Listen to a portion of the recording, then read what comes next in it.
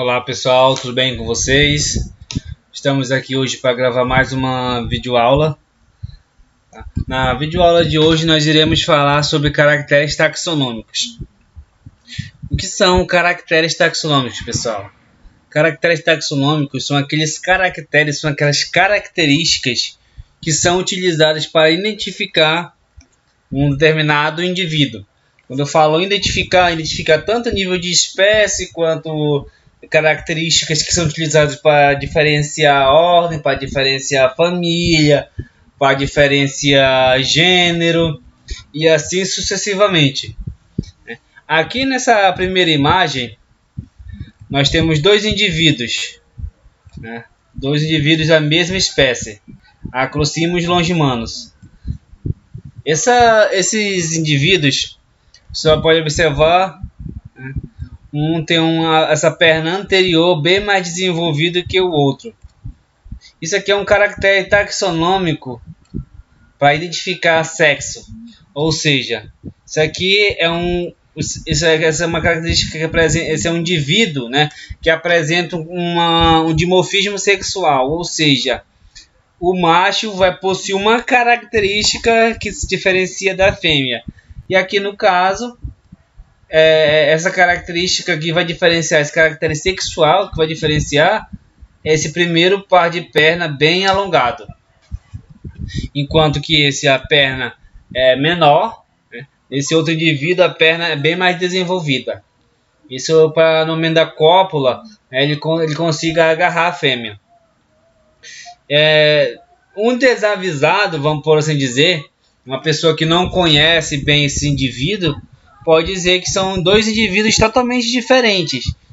Por isso que é interessante que se conheça o caractere taxonômico para poder você conseguir identificar se é um gênero, se é uma espécie diferente ou se é apenas um dimorfismo sexual. Aqui nesse caso é um dimorfismo sexual. Uma outra informação interessante a respeito desse bicho aqui na foto, são essas antenas alongadas. Essas antenas bem alongadas. Todos os membros dessa família de Coleóptera, todos os membros vão apresentar essa antena bem alongada. Então, quando você vê um indivíduo que possui a antena do tipo cetácea, que é esse tipo aqui, a antena sendo ou mais ou menos da metade do corpo do indivíduo, o tamanho da antena é aproximadamente da metade do corpo do indivíduo ou maior do que o corpo do indivíduo, quer dizer que é um indivíduo da família Cerambicidae. Então, todos os indivíduos dessa família vão apresentar esse padrão de antena e as antenas bem alongadas, muitas vezes até maior que o próprio corpo. Um exemplo são esses dois indivíduos aqui. Ok? Então vamos lá, continuando. A divisão dos caracteres taxonômicos. Os caracteres taxonômicos são divididos, são classificados em dois grupos, que são os caracteres intrínsecos, ou seja, são aquelas características exibidas pelo próprio organismo, são aquelas características que todos os indivíduos vão apresentar, certo? A gente vai já ver detalhadamente. E os próximos caracteres são os caracteres extrínsecos, ou seja, são características relacionadas ao meio, relacionadas mais ao comportamento desse indivíduo em relação ao meio, local onde ele vive. Então, são características relacionadas ao meio. Normalmente, eles são utilizados mais como auxiliares na identificação dos taxas. Ou seja, esses caracteres extrínsecos servem para auxiliar no momento da identificação dos indivíduos. Ok? Então, falando um pouquinho dos caracteres intrínsecos. Os caracteres intrínsecos são divididos em três grupos. Caracteres morfológicos, ou seja, aquelas características morfológicas, aquela característica que a gente consegue observar olhando para o indivíduo.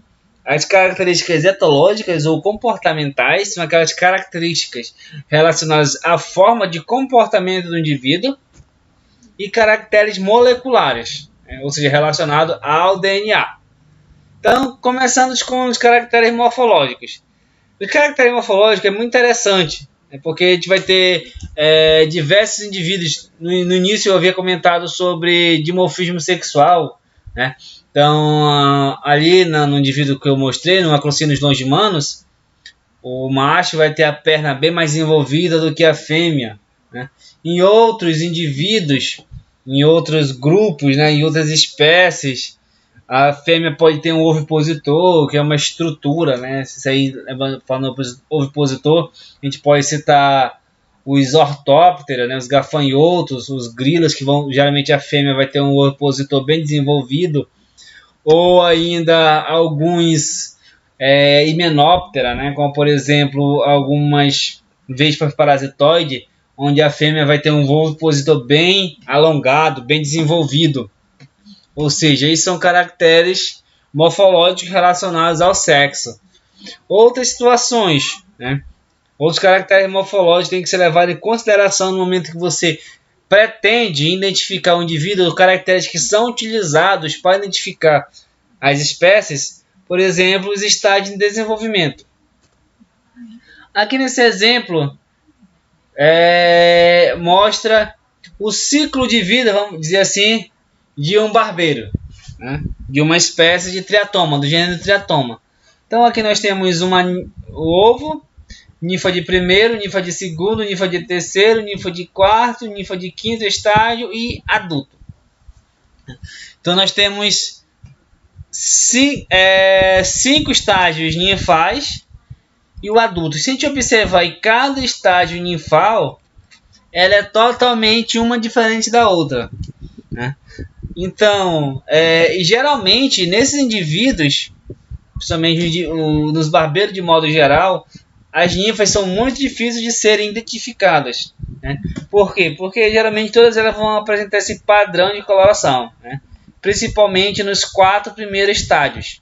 Então todas elas vão ter basicamente esse mesmo padrão de coloração, uma ou outra diferença, certo? Então, dentro do gênero é um pouco difícil de você identificar, né, nesses primeiros estágios. Até no quinto estágio mesmo, em alguns casos é muito difícil você identificar, né? Somente é possível identificar o indivíduo quando é adulto.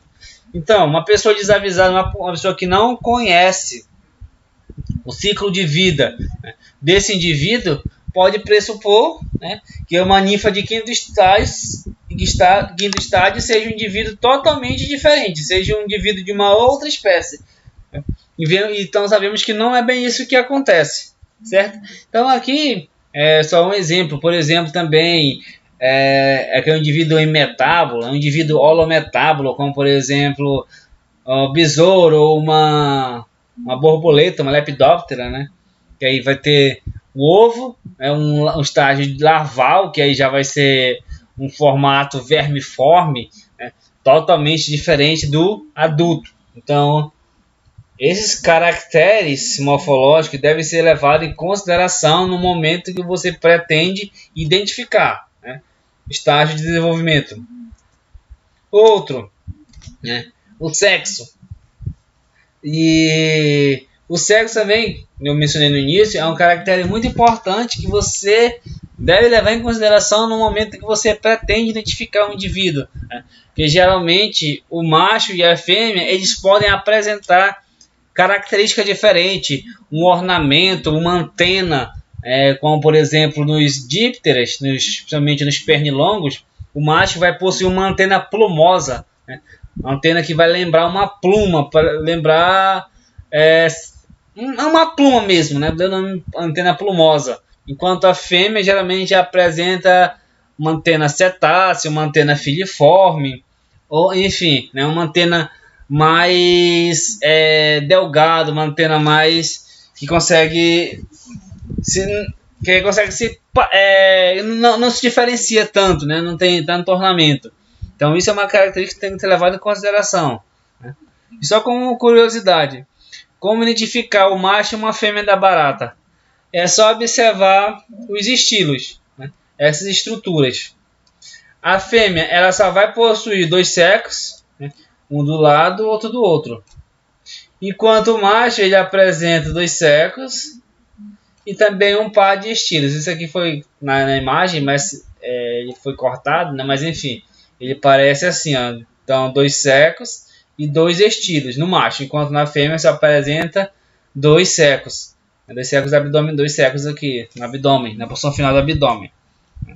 Mas aí, isso aqui é uma característica simples, né? Mas se em algum coleóptera, né, alguns besouros, geralmente o macho possui um chifre, né? Um prolongamento do pronoto, um prolongamento do mesotórax, enfim, né? Algumas características diferentes, né? Coloração, padrões diferentes. Tudo isso tem que ser levado em consideração. Todas essas características são caracteres morfológicos. O exemplo que eu havia citado anteriormente, né? Do tamanho das pernas. Tudo isso são características sexuais que tem que ser levado em consideração no momento da sua identificação, para que a identificação não aconteça de maneira errônea, certo? As castas, né? As castas, para os pesquisadores, né? Para as pessoas que trabalham com esses indivíduos, com os indivíduos que apresentam essas castas, é um problema, né? Porque, por exemplo, formiga, né? Aí formiga, vamos ter a rainha, o rei, ou o macho, né? Vamos ter a operária, teremos o soldado, ou seja, teremos pelo menos 4 castas diferentes, né?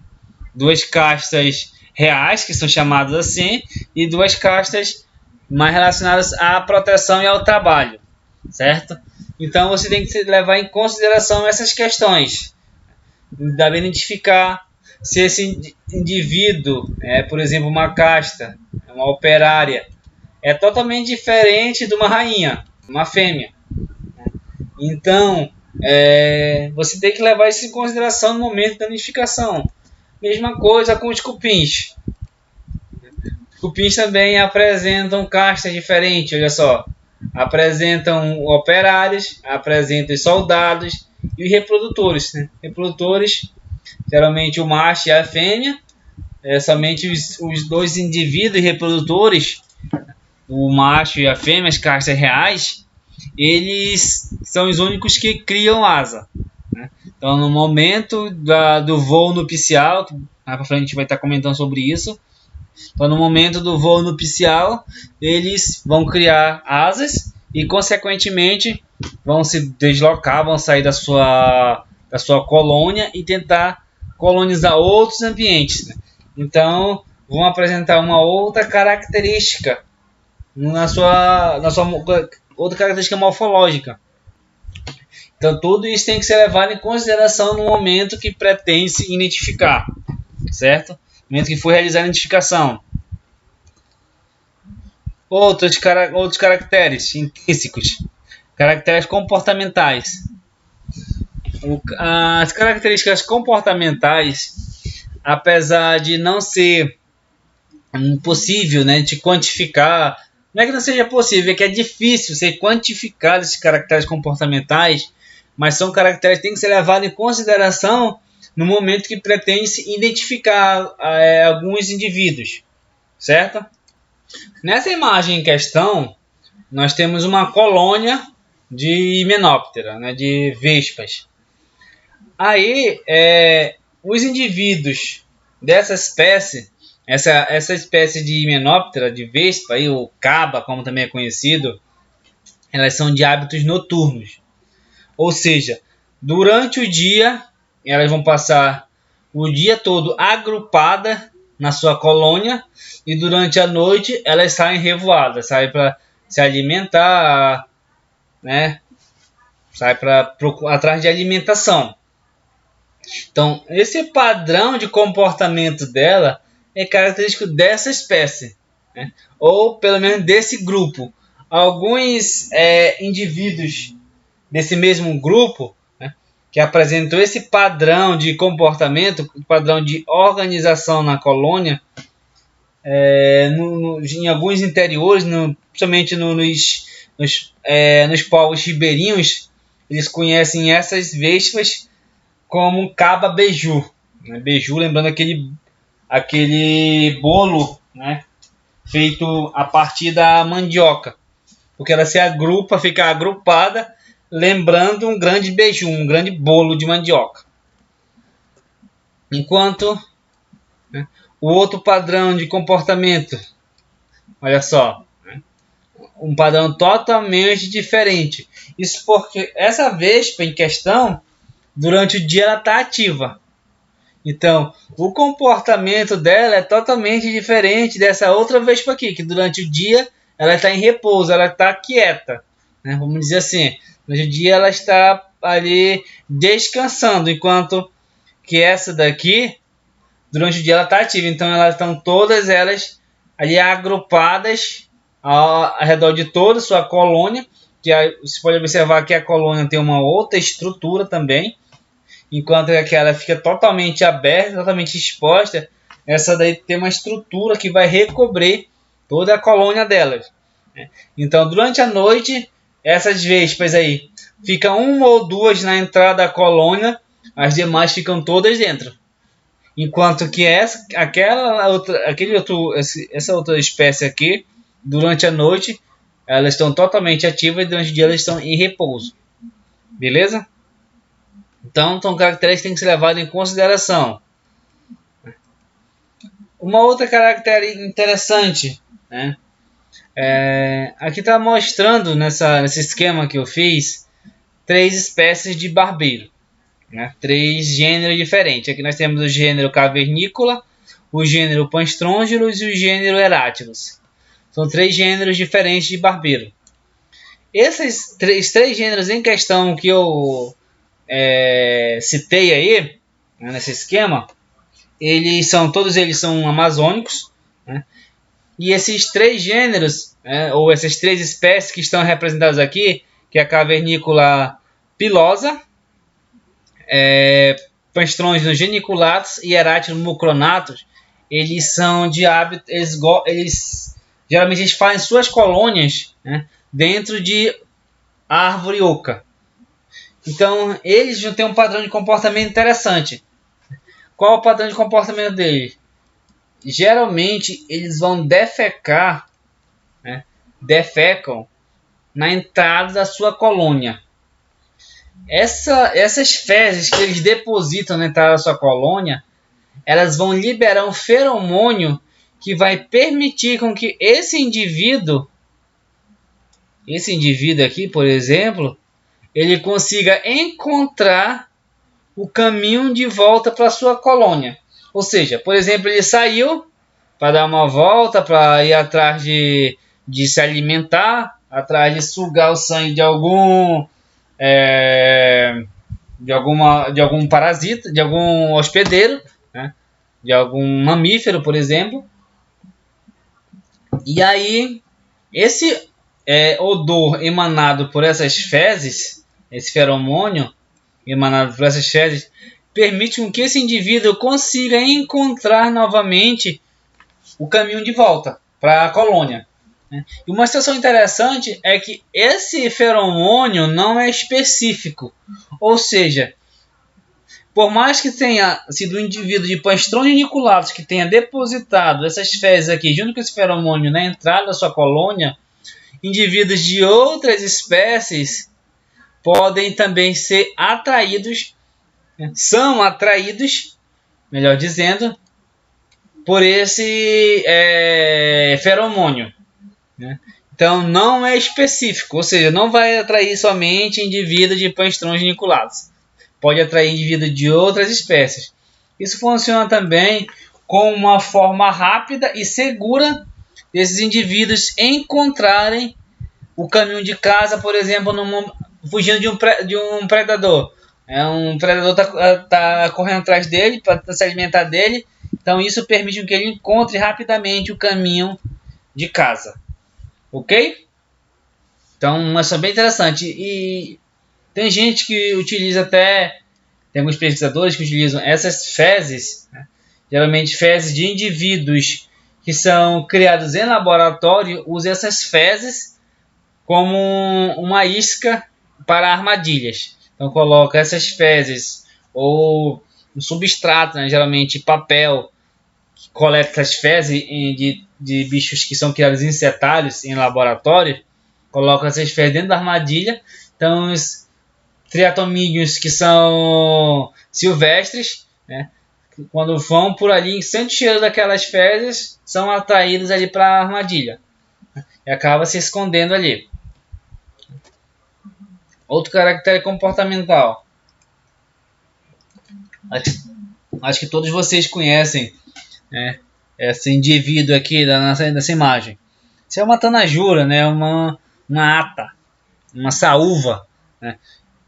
Isso aqui é a rainha vai apresentar realmente esse abdômen bem distendido, né? Vai ter uma grande quantidade de ovos, e o macho vai ter o abdômen mais delgado. Uma situação interessante, né, é o padrão de comportamento, que é o voo nupcial. Geralmente após uma chuva, né, tanto essa uva quanto cupins, geralmente eles voam, saem revoadas, diversos milhares de indivíduos, tanto macho quanto fêmea, saem para copular, né, e criar, né, ou montar novas colônias, né? Isso é chamado de voo nupcial, né? Isso é um comportamento que os indivíduos apresentam. Então sai de, vamos dizer assim, diversos príncipes e princesas saem das suas colônias para tentar colonizar novos ambientes, ok? Algumas espécies de díptera, de mosca, elas quando estão próximo no momento da cópula, geralmente fica 5, 6 fêmeas, né, sendo rodeada por diversos machos. Então eles formam como se fosse um grande tufão, né, ao redor daquela fêmea, ficam voando ao redor daquela fêmea, formando aqueles cones gigantescos de insetos ali, né. Aí eles ficam se exibindo para tentar atrair, né, a atenção da fêmea. Apesar desses comportamentos sexuais não serem tão evidentes nos insetos, comportamentos de modo geral serem, não é que não seja tão evidente, né? É que geralmente a gente não consegue distingui-las, não consegue quantificá-las. Geralmente esses comportamentos, por serem mais sutis, né, ou porque demandam um esforço maior, mas também eles apresentam comportamentos, né? Esses caracteres comportamentais são muito comuns em aves, em mamíferos, em anfíbios, né, répteis de modo geral, mas também os insetos vão apresentar esses padrões de comportamento, ok? Caracteres moleculares, né? Para quem não sabe o que é isso, isso é o resultado de uma PCR, né? Uma reação em cadeia da polimerase. O que é isso? Nada mais é que um teste de DNA, vamos dizer assim, tá? Esse é um teste de DNA.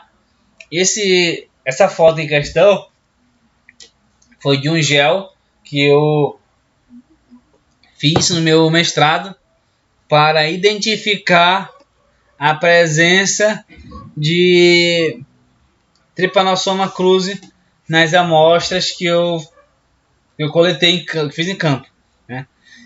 Porém, esse mesmo exame, esse mesmo teste molecular é usado também, usado também para identificar a espécie, para diferenciar a espécie. Muitas das vezes as espécies são tão parecidas, né, morfologicamente elas são tão idênticas que você não consegue diferenciá-las. Esses caracteres morfológicos. Então, o que é que precisa para ser identificado? Aí você precisa utilizar caracteres moleculares, né? E aí, principalmente os grupos das espécies crípticas. Espécies crípticas são aquelas espécies que geralmente são muito parecidas, né? Então, morfologicamente não tem diferença nenhuma. Então, o que é que precisa para você conseguir identificar, separar, né, a espécie A da espécie B. O que precisa? Exame de DNA, né? A PCR, né? Hoje em dia isso é bem comum, né? Essas características moleculares, somente para quem pretende trabalhar com identificação de espécies, a parte molecular tem que estar agrupada com as características morfológicas, tá? Então, hoje em dia é quase impossível você conseguir, né, publicar a identificação de uma espécie somente com caracteres morfológicos. Precisa também analisar os caracteres moleculares, ok? Então vamos lá. Vimos todos os caracteres intrínsecos, agora vamos ver os caracteres extrínsecos. Os caracteres extrínsecos são divididos em dois grupos. São os caracteres ecológicos e os caracteres biogeográficos. Então, o que são caracteres ecológicos? Caracteres ecológicos são atributos oriundos da interação dos organismos estudados com o seu ambiente. Ou seja, são os padrões de interação, né? Os padrões comportamentais de interação entre o indivíduo e o ambiente. Apesar de não serem caracteres únicos para a identificação, os caracteres extrínsecos têm grande importância no momento de você identificar uma espécie. Certo? Desta forma, o habitat, por exemplo, se é um indivíduo que vive no subbosque úmido, se vive no topo, né, dorsal das florestas, são a copa das árvores, né? Vocês vivem nessa região da copa das árvores, se vivem nas margens dos rios, nos estuários, ou seja, qualquer desses locais você tem que diferenciá-los.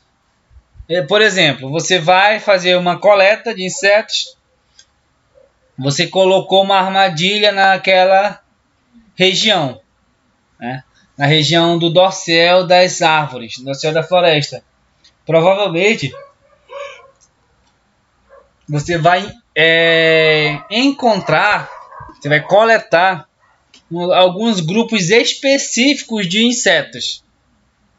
Com certeza, indivíduos que têm voos, né, em grandes alturas, principalmente borboletas, mariposas, alguns coleópteros, você vai conseguir encontrar nesses locais. Isso pode ser uma das formas de você ou de auxiliar na identificação das espécies, assim como as formas de alimentação, ou seja, até aquele indivíduo que você coletou, se ele se alimenta somente por exemplo, de seiva, né, um indivíduo fitófago, ou se ele é um indivíduo hematófago, ou ainda se aquele indivíduo se alimenta de matéria orgânica em decomposição, por exemplo, se é um indivíduo saprófito, né, ou necrófago, ou enfim, né?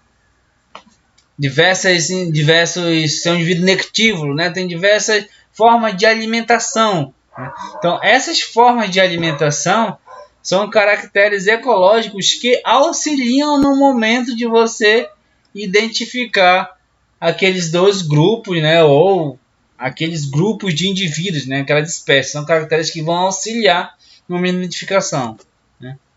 Entretanto, essas características, né, habitat e alimentação, por exemplo, são consequências ou estão fortemente associadas a outros caracteres fisiológicos e ou comportamentais. Ou seja, essas características aqui de alimentação, hematofagia, saprofilia, ou se o indivíduo vive no bosque, subbosque úmido, se vive no dorsal da floresta, se vive na margem dos rios, se vive em estuário, né? Se vive de hábito subterrâneo, Então, essas características são consequências ou elas estão associadas àqueles caracteres fisiológicos ou comportamentais, ou seja, se depende do comportamento daquele indivíduo. Ou seja, isso pode ser uma consequência daquela característica comportamental, daquela característica morfológica, daquela característica fisiológica. Vamos dar um exemplo aqui. Todos vocês, eu acho, conhecem as paquinhas, né? As paquinhas são aqueles ortópteros que apresentam uma mão, a primeiro par de perna, né? Fossorial, tipo fossorial, ou seja, apto para escavar, certo? Ou seja, nós temos a primeira característica morfológica ali, que é a perna adaptada para escavar. Perna de indivíduo adaptado para hábitos fossorial, hábito subterrâneo, certo? Então nós temos a primeira característica morfológica, que é o primeiro, né, par de perna modificado, certo? A consequência dela ter esse primeiro par de perna modificado é que ela vai ter um habitat totalmente diferente, que vai ser o hábito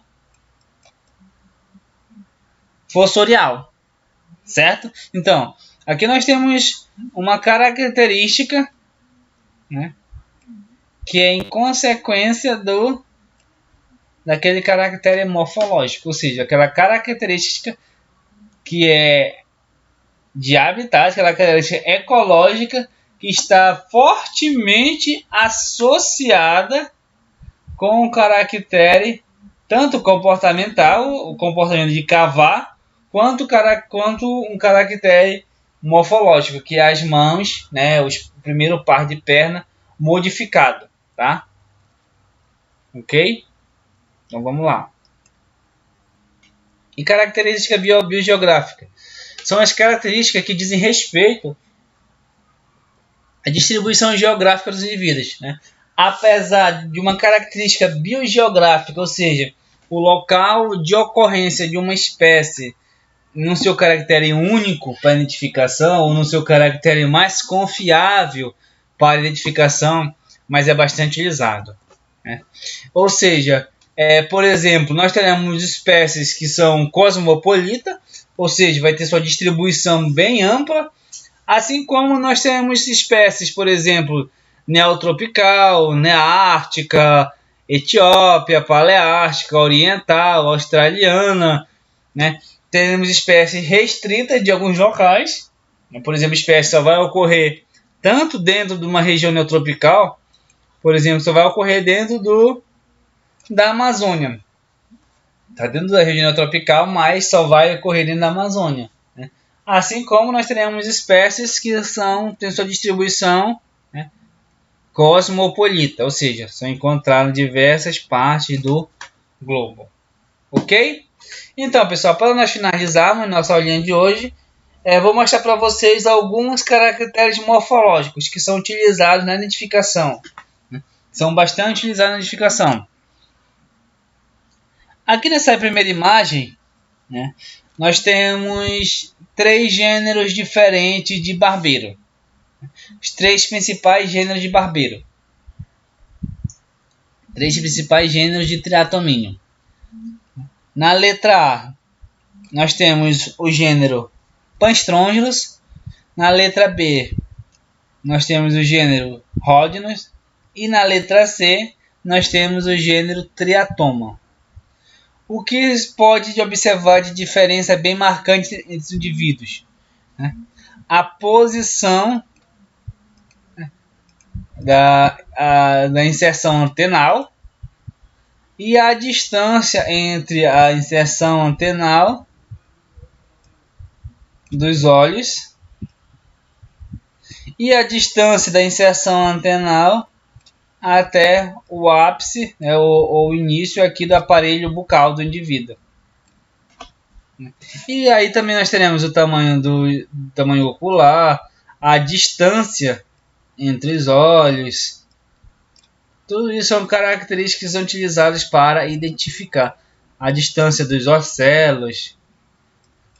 Mas enfim, né, tudo isso aí são, ou seja, pequenas estruturas, pequenas características morfológicas que quando são agrupadas, nós teremos padrões diferentes. Então, características que muitas vezes podem passar despercebidas, como por exemplo, a distância entre os olhos, muitas vezes pode levar em consideração como for características simples, ao final são características extremamente importantes no momento de você diferenciar, também diferenciar ou gênero ou espécie. Beleza? Outra característica, né? Padrões de antena, tipos de antena diferentes. Geralmente, um tipo de antena vai estar mais comum em uma família específica, ou em um gênero específico, ou entre uma ordem específica, certo? Porém, tem ordens que apresentam, por exemplo, uma grande variedade, uma grande diversidade de espécies, que isso não vai acontecer, né? Não vai ser algo que só, por exemplo, um tipo de antena só vai acontecer naquela ordem. Por exemplo, aqui, o tipo cetáceo. Todos os indivíduos da família Blattari, né, ou Blattodia, vão apresentar esse tipo de antena, o tipo cetáceo. Então, é uma característica única da ordem Blattaria. Assim como é uma característica da ordem Isóptera, que é a antena moliniforme. Beleza? Muito bem. Porém, quando a gente vai falar da ordem Coleóptera, o que é que nós temos aqui? Antena lamelada, nós temos antena cerrada, nós temos antena flabelada, nós temos antena pectinada e nós temos antena clavada. E também dentro dessa ordem, dentro da ordem Coleóptera, nós temos antena bipectinada, nós temos antenas cetáceas, nós temos antenas moliniforme, certo? E aí nós vamos ter também antenas compostas. Por exemplo, a genículo clavada, que é uma antena geniculada com uma clava, ou seja, nós temos uma antena desse tipo, com esse último artículo antenal bem desenvolvido. Ou seja, assim como nós podemos ter indivíduos, né, com o mesmo padrão de antena sendo caractere único para identificar uma ordem, nós vamos ter ordens também com uma grande quantidade de tipos morfológicos. Isso varia bastante se a ordem é bastante diversa ou não. Dentro da ordem Diptera, nós podemos encontrar principalmente antena aristada, né, e antena estiliforme, né, formando um estilo, né, essa antena afiada. E também nós temos a antena plumosa. Então, geralmente, nos machos, principalmente dos mosquitos, o policídio, por exemplo, o macho terá esse padrão de antena plumosa, e a fêmea, por exemplo, pode apresentar uma antena estiliforme. Ou todos os indivíduos podem apresentar antena do tipo cetáceo. Os himenópteras, né, as formigas, vespas de modo geral, a maioria delas vão apresentar o tipo de antena geniculada, ou essa antena em formato de joelho, vamos dizer assim. Beleza? Continuando. Aparelho bucal, também um caractere bastante importante no momento de se identificar. Por exemplo, nas lepidópteras, nós temos o aparelho sugador, né? Moscas e algumas né, e algumas, aqui em abelha, por exemplo, né, teremos um aparelho lambedor, e na maioria, não, todos os coleópteros e todos os ortópteros teremos o aparelho bucal do tipo mastigador, né? Porém, olha só, aqui é uma cigarra, né? Também tem o tipo de aparelho bucal sugador, né? Díptera, tem algum díptera que vai ter o aparelho bucal picador sugador, né? Ou seja, nós vamos ter diversos indivíduos que vai ter aparelhos bucais com modificações de acordo com o seu hábito alimentar, né? E aí volta para aquela questão que nós falamos lá no início dos caracteres ecológicos, né, relacionados ao alimento. Então nós temos uma característica ecológica, né, um caractere ecológico, que é o caractere alimentar, com o caractere morfológico, ou seja, uma modificação do aparelho bucal para aquele tipo de alimentação. Por exemplo, modificação no aparelho bucal do mosquito para o hábito da hematofagia. O aparelho bucal modificado de uma abelha para se alimentar, hábito nectivo, né, para se alimentar de néctar. Mesma coisa que a borboleta, né? Ou o aparelho bucal modificado de uma cigarra para o hábito fitófago. Ou o aparelho bucal modificado de um coleóptero para o hábito de mastigar, de triturar, né? E aí pode ser tanto esse indivíduo pode ser tanto predador, quanto ele pode ser também um indivíduo saprófago, né, que se alimentar de matéria orgânica em decomposição. Ou seja, né, aí nós temos diversos caracteres morfológicos, né, que são caracteres que podem ser utilizados para identificação, porém somente eles, pode observar que somente eles não podem ser um caractere único. Beleza? Voltando para os barbeiros novamente, né? Aqui nós temos duas espécies de barbeiro. Duas espécies de barbeiro que ocorrem na região amazônica. Um deles é o Rhodnus pictipes e o outro é o Rhodnus amazonicus. Se a gente não levar em consideração a cor, né, que esse indivíduo aqui, né, a cor quer dizer que esse aqui está colorido e esse aqui está preto e branco. Se não levar em consideração essa cor, né, pela foto assim, esses indivíduos são quase que impossível você conseguir identificar. Ao vivo, né, você pegar um indivíduo desse coletando, você também vai ter um pouco de dificuldade. Esse indivíduo aqui geralmente ele é do tamanho dele mais reduzido que esse indivíduo aqui. Esse indivíduo geralmente ele é maior do que esse aqui, né? Porém, como nós já vimos, o tamanho não é um caractere único para ser utilizado como identificação. Então, o que diferencia esse indivíduo aqui desse? Esse aqui é um Rhodnus pictipes e esse aqui é o Rhodnus amazonicus. Mas o que diferencia o Rhodnus pictipes e o Rhodnus amazonicus? Morfologicamente, logo. Aí nós temos o tamanho. Lembrando que o tamanho não é um caractere único. Né? Mas aqui nós temos o tamanho como um primeiro caractere morfológico. O segundo, nós vamos ter o padrão de coloração. E coloração também não é um caractere único. Mas aqui nós vamos ter um padrão de coloração, principalmente, né, nas pernas dele. A gente vai ter um padrão de coloração diferenciado.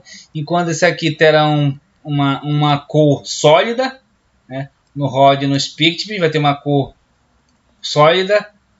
No Rhodnus amazônico tem uma cor sólida. No Rhodnus pictipes nós teremos uma cor sarapintada, né? Ou seja, parece que jogaram tinta em cima dele, das pernas. Então, primeiro característica que nós temos tamanho, vamos botar um Tzinho de tamanho. A segunda característica, a coloração, né? A terceira característica, coloração aqui nas pernas. A terceira característica, coloração nos conexivos. Conexivos, para quem não sabe, essa estrutura aqui, né? Essa lateral dele aqui. Enquanto que no Rhodnus amazônicos ele só vai ter somente um padrão de coloração, nos Pictipes ele terá, né, 2 padrões de coloração. Ó. 1, 2, 1, 2, todo ele vai ter um 2, enquanto no Rhodnus Pictipes amazônicos vai ter um. Ó. 1. Cada listra dessa vai ter somente um desbotamento. E aí, o que nós teremos também? Coloração nas antenas. Nós teremos esses anéis bem evidentes nas pernas dele também, né? Ou seja, mas aí são características que a gente pode ver, características únicas, mas se a gente começa a quantificar essas características morfológicas, a gente vai ver que vai surgindo padrões, vai surgindo diferenças bem evidentes. Aí somente para a gente exemplificar os dois, de cima é o Rhodnus amazônico, de baixo é o Rhodnus pictopus. Nós temos o padrão da coloração, olha só, nas pernas, tanto em vista ventral quanto em vista dorsal, né?